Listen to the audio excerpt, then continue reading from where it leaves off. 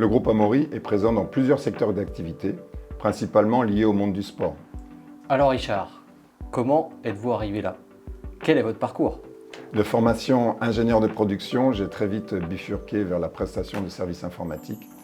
J'ai participé en début de carrière à la création d'une ESN, dont l'activité s'est développée pour accompagner le secteur des médias dans la gestion de la publicité, comme Le Figaro, François à l'époque et Le Parisien.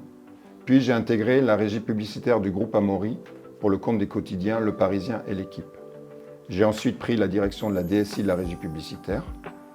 Et lors de la mise en place d'une DSI groupe au sein du groupe Amaury, j'ai assuré le rôle du directeur des études. Puis maintenant, depuis 3 ans, je suis DSI du groupe Amaury.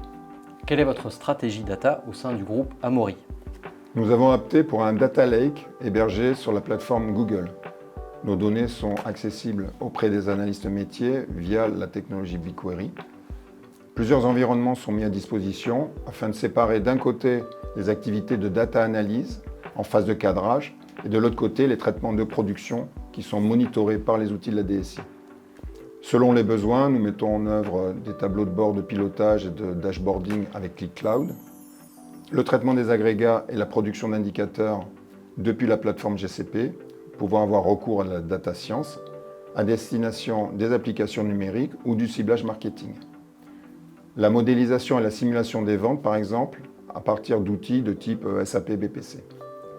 En termes de stratégie, nous mettons désormais un accent particulier sur la maîtrise des processus de production à travers du monitoring, du contrôle qualité et la documentation de nos flux via un nouvel outil de data catalogue. Quels avantages voyez-vous à faire appel à Decideum pour vos sujets data? Il existe depuis longtemps de nombreux outils autour de la BI, du dashboarding, du traitement de la data. Lorsque l'on choisit une solution, on l'envisage sur plusieurs années. Donc notre premier besoin est d'être éclairé dans nos choix.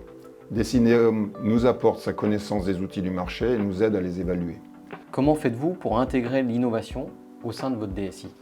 Alors, nous ne cherchons pas à innover pour innover, mais nous avons plutôt une approche par opportunité. L'innovation est souvent la rencontre d'un besoin et d'une solution accessible et capable de répondre à la demande. Nous sollicitons nos partenaires pour profiter d'une mise à jour régulière des innovations disponibles et pour identifier l'intérêt pour nos utilisateurs. Par exemple, l'année dernière, nous avons étudié les apports de la solution ClickCloud dans cet esprit.